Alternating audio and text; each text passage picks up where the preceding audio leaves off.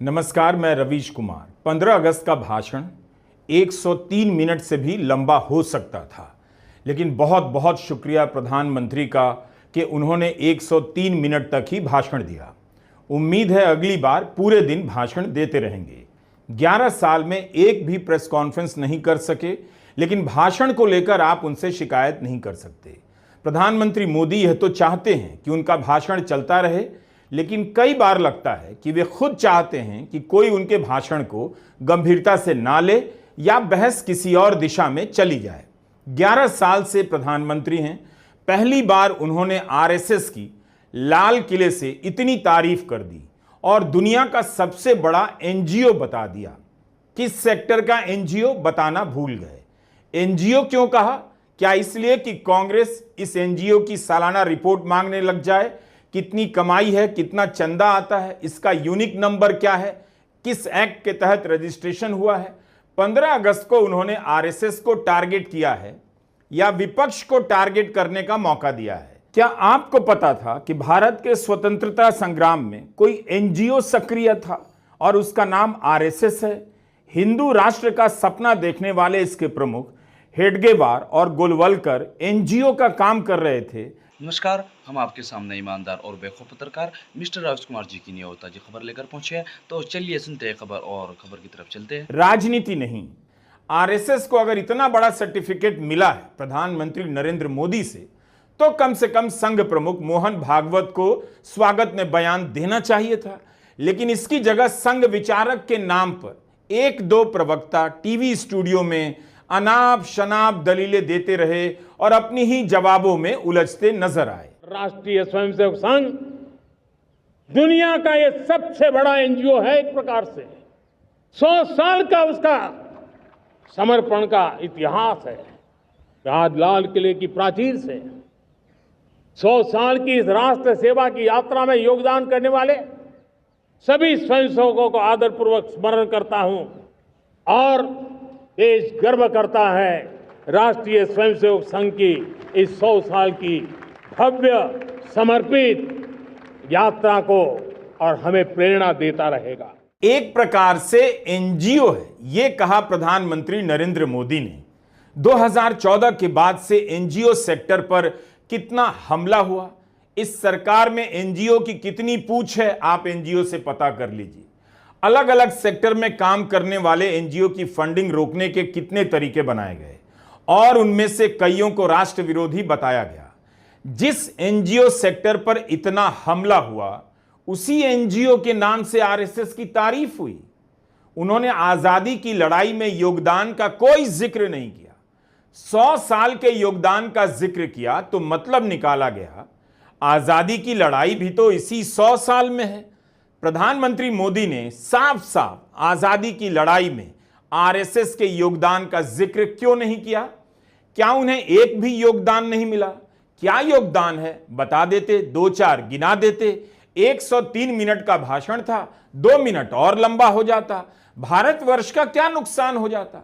98 minute के भाषण का रिकॉर्ड तोड़ रहे थे, 5 मिनट और सही 10 मिनट से तोड़ देते।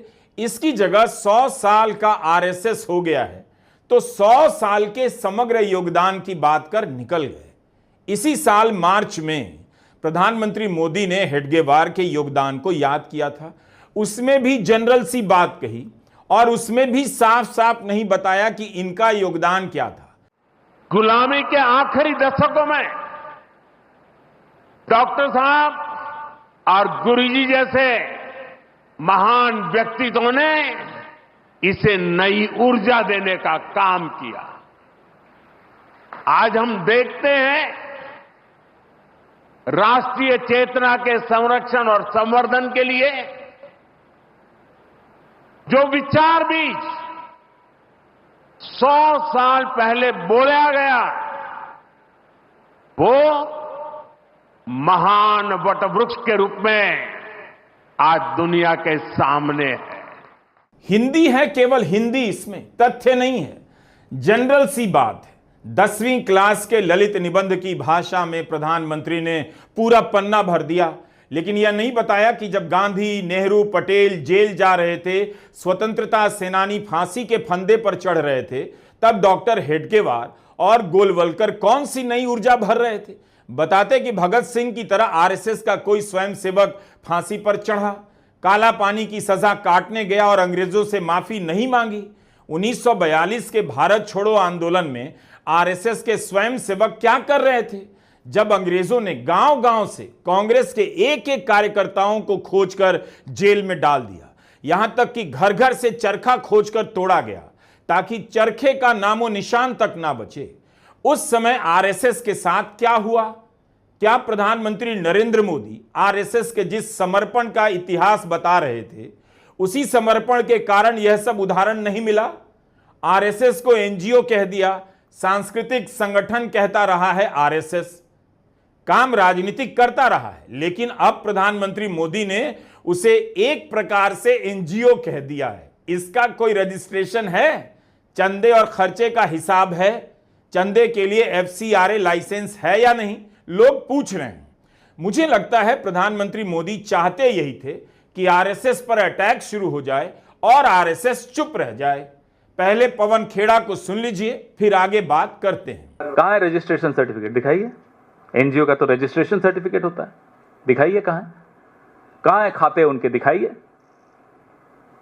भगवान इस समाज और इस देश को ऐसे एनजीओ से बचाए जिसने पहले 25 साल मुखबिरी करते हुए गुजारे, अगले 25 साल तिरंगे और संविधान का अपमान करते हुए गुजारे, उसके अगले 25 साल मंदिर और मस्जिद को लड़ाने में बिता दिए, और अब पिछले 25 साल दलितों, आदिवासियों, वंचितों, अल्पसंख्यकों, पिछड़ों के हक छीनने में निकाले। ऐसे एनजीओ को जितनी जल्दी हो सके बंद हो जाना चाहिए, और ये होगा। क्या है उसकी उपयोगिता? इस देश में सिर्फ वैमनस्य और नफरत पैदा करने के अलावा इस एनजीओ, तथाकथित एनजीओ ने किया क्या है?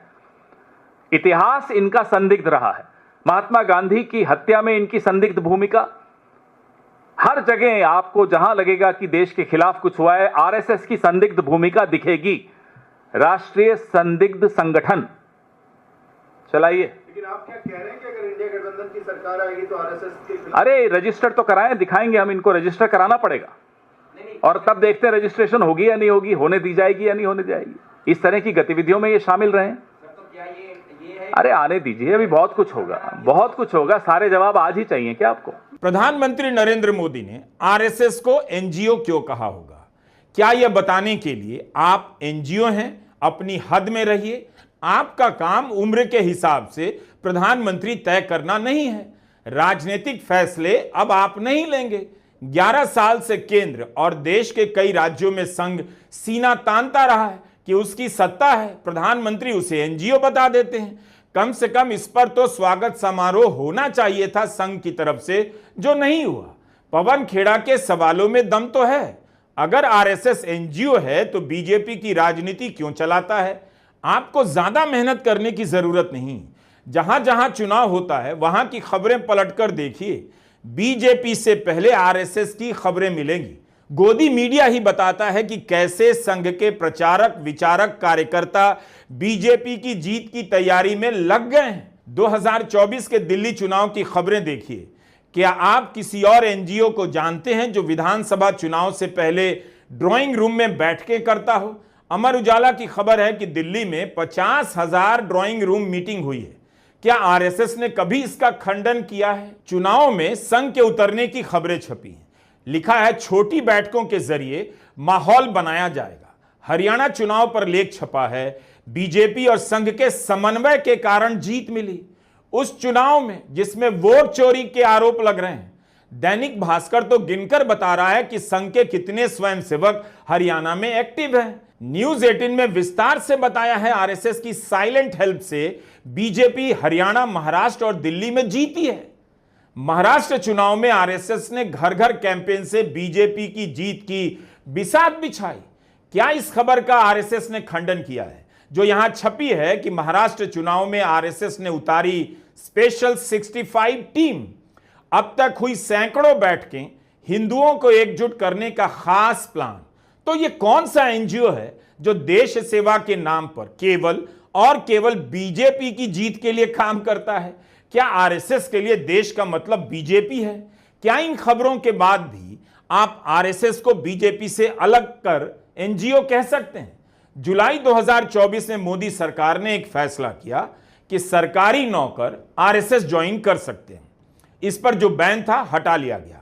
क्या मोदी सरकार किसी भी सरकारी नौकर को आरएसएस के अलावा किसी दूसरे एनजीओ को ज्वाइन करने देगी? क्या आरएसएस में अब लोग नहीं आ रहे कि सरकारी नौकरों को वहां ठेला जाएगा? क्या आप नहीं देखने का फैसला कर चुके हैं या सब मिट जाएगा तब देखने का नाटक करेंगे? जब यह बैन हटा था तब कांग्रेस महासचिव जयराम रमेश ने ट्वीट किया कि फरवरी 1948 में गांधी जी की हत्या के बाद सरदार पटेल ने आरएसएस पर प्रतिबंध लगा दिया था। इसके बाद अच्छे आचरण के आश्वासन पर प्रतिबंध को हटाया गया। इसके बाद भी आरएसएस ने नागपुर में कभी तिरंगा नहीं फहराया। 1966 में आरएसएस की गतिविधियों में भाग लेने वाले सरकारी कर्मचारियों पर प्रतिबंध लगाया गया था और यह सही निर्णय भी था। यह 1966 में बैन लगाने के लिए जारी किया गया आधिकारिक आदेश है। 4 जून 2024 के बाद स्वयंभू नॉन बायोलॉजिकल प्रधानमंत्री और आरएसएस के बीच संघर्षों में कड़वाहट आई है। 9 जुलाई 2024 को 58 साल का प्रतिबंध हटा दिया गया, जो अटल बिहारी वाजपेयी के प्रधानमंत्री के कार्यकाल के दौरान भी लागू था। मेरा मानना है नौकरशाही अब निक्कर में भी आ सकती है। क्या संघ नाम के दुनिया के सबसे बड़े एनजीओ को चुनाव आयोग से लेकर ईडी का काम नहीं दिख रहा है? इनके खिलाफ संघ बोल पाएगा? बोल सकता है? अगर वोट चोरी होने लगेगी तो क्या आरएसएस उसका विरोध कर पाएगा? कर रहा है। एक बार भी किसी का बयान आया हो तो बताइए। अगर आरोप है तो चुनाव आयोग को संदेह दूर करना चाहिए, इतना तो मोहन भागवत कह सकते थे। किस राष्ट्र के निर्माण में संघ लगा है जहां वोट चोरी के आरोप लग रहे हैं, उदाहरण दिए जा रहे हैं और वह चुप हैं? क्या वोट चोरी से भी राष्ट्र का निर्माण होता है? Do you get my point?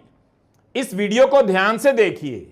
प्रधानमंत्री मोदी ने कोई नई बात नहीं की, लेकिन 15 अगस्त को आरएसएस की बात क्यों की, यह आपको पता चलेगा। मैं तो इंतजार कर रहा था कि आरएसएस की तरफ से जवाब आएगा। बीजेपी तो चुनाव आयोग की तरफ से भी प्रेस कॉन्फ्रेंस करने लग जाती है, इसलिए उसे छोड़िए। क्या आरएसएस की तरफ से जवाब आया? संघ के स्वयंसेवक अपने अपने प्रचारकों से, प्रांत प्रमुखों से यही सवाल पूछ लें। दरअसल सावरकर और गोलवलकर को लेकर जिस तरह से दावे किए जाते हैं, उसके जवाब में इसी दौर में कई सारे तथ्य भी उजागर किए गए, किताबें लिखी गई, पत्रकारों ने बहुत मेहनत की। टीवी और वीडियो में इसकी जगह नहीं है, कम समय में आप नहीं बता सकते। सावरकर और गोलवलकर की भूमिका को समझना है तो किताबों के पास जाना तो पड़ेगा, आप रील से नहीं जान सकते। तब आपको पता चलेगा आंखों में धूल झोंकने का सही मतलब क्या होता है। 2019 में सत्य हिंदी के संस्थापक आशुतोष ने किताब लिखी, हिंदू राष्ट्र यह क्या है, हम इस पर कैसे पहुंचे। उनसे पहले 2016 में शमसुल इस्लाम की दखल प्रकाशन से हिंदी में किताब आई, गोलवलकरवाद एक अध्ययन। 2017 में पत्रकार हरतोष सिंह बल ने कैरवा में गोलवलकर को लेकर लंबा लेख लिखा।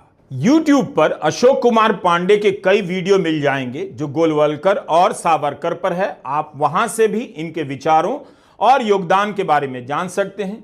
अशोक कुमार पांडे की हिंदी में 2 किताबें हैं, उसने गांधी को क्यों मारा और सावरकर और उसके बाद। 2020 में धीरेन्द्र कुमार झा कैरवा में ही एक और कवर स्टोरी लिखते हैं, historical records expose the lie that Nathuram Godse left the RSS.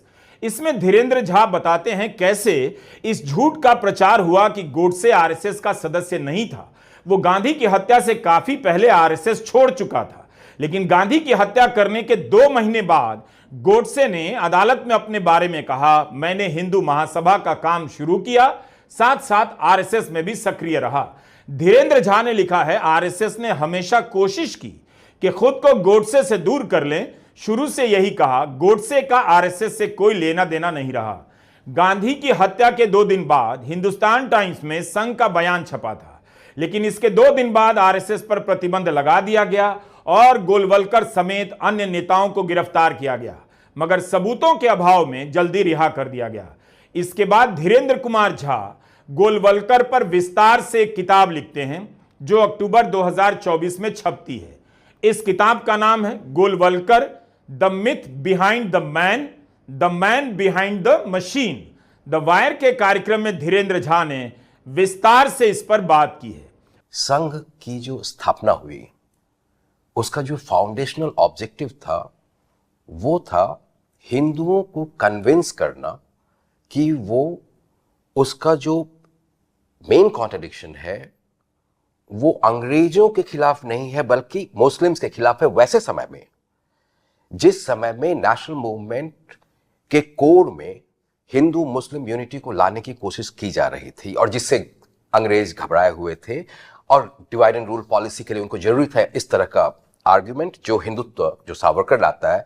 और एक बात जान लीजिए कि आरएसएस एक हिंदुत्व ऑर्गेनाइजेशन के रूप में बना था। हाँ, तो अब ये जहां पे इनका मनसा है अंग्रेजों के खिलाफ लड़ाई में शामिल नहीं होने का, वहां पे ये ऑब्वियसली इस मनसा के कारण अपने आप को खड़ा कर लेते हैं जो नेशनलिस्ट थे, जो फ्रीडम फाइटर्स थे, एंटी नेशनल पोजीशन पे खड़ा कर लेते हैं आरएसएस। और न सिर्फ वो आज़ादी की लड़ाई चाहे 1930 हो या फिर 1942 हो से अपने आप को अलग रखते हैं, बल्कि अपने इन्फ्लुएंस के एरिया में लोगों को कन्विंस करते हैं कि आप उसमें मत पार्टिसिपेट कीजिए। तो 2016 में जब राहुल गांधी ने यह दावा किया तब उन पर मानहानि का दावा कर दिया गया। राहुल गांधी ने माफी मांगने से इनकार कर दिया। यह मामला कोर्ट में लंबित है। अब तो उमा भारती ने टीवी 9 के कार्यक्रम में कहा, गोडसे ने जो पाप किया है उसके लिए आतंकवाद शब्द भी कम है। Right since beginning, even before Godse killed him, Golwalkar himself had said in a meeting on 8th of December 1947 that if Gandhi did not change his ways, if Gandhi kept on stopping Muslims from going to Pakistan, then he knew how to silence him. Yes. Right. That was a clear threat, kind of fatwa, because Golwalkar was not just a leader of an organization, he was also cult leader. यह interview नया नहीं, बहुत दिनों से public space में है और यही बातें किताबों में हैं, लेखों में हैं। प्रधानमंत्री मोदी कभी प्रेस कॉन्फ्रेंस नहीं करते, वरना उनसे इन बातों को लेकर सवाल पूछा जा सकता था कि यह कैसा एनजीओ है। उन्हें यह भी पता है कि उनका समर्थक और वोटर एंड व्हाट्सएप अंकिल कभी इन किताबों को नहीं पढ़ेंगे जिनकी बात मैंने अभी अभी बताई। लेकिन ऐसा नहीं है, लोग धीरे धीरे पढ़ रहे हैं, समझ रहे हैं। आपको क्या लगता है, जवाहरलाल नेहरू के निधन के 51 साल बाद नेहरू की इतनी बात होगी तो आरएसएस पर नहीं होगी? बिल्कुल होगी। आरएसएस को बैन क्यों किया गया? सरदार पटेल ने बैन किया। और क्या कहा आप इतना तो जानते ही हैं। यही कहा, यह 5 फरवरी 1948 के इंडियन एक्सप्रेस का फ्रंट पेज है। महात्मा गांधी के पार्थिव शरीर की तस्वीर है, उसके बगल में बड़े बड़े अक्षरों में छपा है, आरएसएस को देश भर में गैर कानूनी घोषित कर दिया गया है। 2 फरवरी 1948 को सरकार ने यह फैसला लिया। आगे लिखा है कि नफरत और हिंसा की ताकतों को खत्म करने के लिए यह कार्रवाई की जा रही है। रिपोर्ट में आगे लिखा है, गृह मंत्रालय यानी सरदार पटेल के मंत्रालय ने एक विज्ञप्ति जारी की है जिसमें कहा गया है कि हिंसा का जो संप्रदाय संघ ने प्रायोजित और प्रेरित किया है उसने बहुत लोगों को अपना शिकार बनाया है। इसके सबसे नवीन और बेशकीमती शिकार महात्मा गांधी हैं। आरएसएस के सदस्य तोड़फोड़, चोरी, डकैती और हत्या हिंसा की घटनाओं में शामिल पाए गए। संघ के सदस्य अवैध हथियार रखते हैं और लोगों के बीच सरकार, सेना और पुलिस के खिलाफ असंतोष फैलाने के लिए आतंकी हथकंडे अपनाते हैं। 4 फरवरी 1948 को गजट ऑफ इंडिया में दिल्ली के चीफ कमिश्नर के कार्यालय ने नोटिस जारी किया। लिखा है, आरएसएस पब्लिक पीस, शांति के लिए खतरा है, इसलिए यह सरकार ऐसे हर संगठन को गैर कानूनी घोषित करती है। प्रधानमंत्री मोदी क्या इस विज्ञप्ति को लेकर कोई जवाब दे सकते हैं? कह सकते हैं कि सरदार वल्लभ भाई पटेल ने गलत बोला। वडोदरा में सरदार पटेल की जो प्रतिमा बनी है, क्या वहां इस विज्ञप्ति को लगाया गया है? कभी लगा सकेंगे? बताने के लिए तो बहुत कुछ है, लेकिन एक छोटे से वीडियो में संभव नहीं। अब सवाल है कि प्रधानमंत्री मोदी ने आरएसएस का जिक्र क्यों किया? आरएसएस को खुश करने के लिए या आरएसएस पर अटैक करवा देने के लिए? प्रधानमंत्री का अगर यह मकसद था कि 15 अगस्त के दिन आरएसएस पर हमला हो तो पूरा हुआ। अगर उनका यह भी मकसद था कि वोट चोरी का मुद्दा पीछे चला जाए तो वह भी पूरा हुआ। विपक्ष को आरएसएस से भिड़ा दिया गया और विपक्ष ने खूब उस दिन इसी की चर्चा की, वोट चोरी की चर्चा कम हो गई। लेकिन इस बात पर आरएसएस की तरफ से कोई क्यों नहीं बोलने आता है? 27 सितंबर 1925 को आरएसएस की स्थापना हुई। 17 सितंबर को प्रधानमंत्री मोदी 75 साल के हो रहे हैं। क्या वे बतौर प्रधानमंत्री आरएसएस के 100 साल होने के कार्यक्रम में शामिल होंगे? इसका जवाब मेरे पास नहीं है। अंदाजा है कि जरूर होंगे। लेकिन मोहन भागवत के बयान के बाद प्रधानमंत्री के रिटायरमेंट की चर्चा तो हो गई। नागपुर में ही मोहन भागवत ने आरएसएस के नेता मोरोपंत पिंगले के लिए आयोजित कार्यक्रम में कह दिया, नेता को 75 साल के बाद पीछे हट जाना चाहिए, दूसरों को मौका देना चाहिए। महीना जुलाई का मोरोपंत पिंगले को समर्पित एक पुस्तक के विमोचन कार्यक्रम में मोहन भागवत कह रहे हैं, मोरोपंत जी के 75 वर्ष पूरे हुए तो उनको शॉल पहनाई। मैंने उनसे आग्रह किया तो उन्होंने थोड़ा सा बोला। तब मोरोपंत पिंगले ने कहा, मेरी मुश्किल यह है कि मैं खड़ा होता हूं तो लोग हंसने लगते हैं। मैंने हंसने लायक कुछ बोला नहीं भी, तो भी मेरे बोलने पर हंसते हैं, क्योंकि मुझे लगता है कि लोग मुझे गंभीरता से नहीं ले रहे हैं। फिर उन्होंने कहा कि मैं जब मर जाऊंगा तब भी लोग पत्थर मारकर देखेंगे कि सचमुच मर गया। मोहन भागवत आगे बताते हैं कि मोरोपंत पिंगले ने कहा, 75 साल आपने किया, लेकिन इसका अर्थ मैं जानता हूं। 75 साल की शॉल जब ओढ़ी जाती है उसका अर्थ यह होता है, अब आपकी आयु हो गई, अब जरा बाजू हटो, हमको करने दो। यही बयान था और इतना ही बयान था जो हिंदी में था। बाकी का सारा भाषण मराठी में था। केवल इतना सा टुकड़ा हिंदी में क्यों कहा गया? शायद हिंदी में चर्चा की ज्यादा जरूरत नहीं होगी। क्या हिंदी के इस टुकड़े के जरिए देश में एक कमजोर बहस चलाने की कोशिश हुई, जिसे आप सत्ता पर सर्वकालिक समझने लगे हैं? उसके रिटायरमेंट की तस्वीर दिखाने की कोशिश हुई। 11 सितंबर को मोहन भागवत 75 साल के होंगे। उसके 6 दिनों के बाद 17 सितंबर को प्रधानमंत्री मोदी और उसके 10 दिन बाद 27 सितंबर को आरएसएस अपनी स्थापना के 100 साल पूरे करेगा। मुश्किल लगता है कि आरएसएस में इतना दम बचा है कि वह इस अवसर पर नरेंद्र मोदी को प्रधानमंत्री के पद से हटाकर एक और लाल कृष्ण आडवाणी बना दे। मार्गदर्शक मंडल धूल मंडल था, आंखों में धूल झोंकने के लिए। उसके बाद से कभी आपने किसी को सुना कि मार्गदर्शक मंडल में भेजे गए? एनडीए के सहयोगी चंद्रबाबू नायडू इस साल अप्रैल में 75 साल के हो गए। उन्हें मार्गदर्शक मंडल में कौन भेजेगा? क्या बीजेपी इसकी बहस चलाएगी? खैर, वे सहयोगी दल के हैं। प्रधानमंत्री बिहार में एनडीए के सहयोगी जीतन राम मांझी को 78 साल की उम्र में अपने कैबिनेट में क्यों मंत्री बनाते हैं? यह कैसे होगा कि 75 साल के प्रधानमंत्री पद पर नहीं रहेंगे लेकिन 79 साल के मांझी उस कैबिनेट में रहेंगे? तो अब इंतजार कीजिए 27 सितंबर का। 75 साल के मोहन भागवत 75 साल के नरेंद्र मोदी का शॉल ओढ़ाकर स्वागत करते हैं या नहीं। 100 साल होने के मौके के आसपास संघ अपने प्रमुख और प्रधानमंत्री दोनों को बदल दे, यह संघ के बस की बात नहीं। और प्रधानमंत्री मोदी कुर्सी छोड़ देंगे, यह भी उनके बस की बात नहीं। इस बयान की खूब चर्चा हुई, लेकिन भागवत ने दोबारा इसकी बात नहीं की। हमने भी इस पर कोई वीडियो नहीं बनाया। बेशक कांग्रेस महासचिव जयराम रमेश ने लिखा है, 4 जून 2024 की घटनाओं के बाद से निर्णायक रूप से कमजोर पड़ चुके प्रधानमंत्री अब पूरी तरह मोहन भागवत की कृपा पर निर्भर हैं ताकि सितंबर के बाद उनका कार्यकाल का विस्तार हो सके।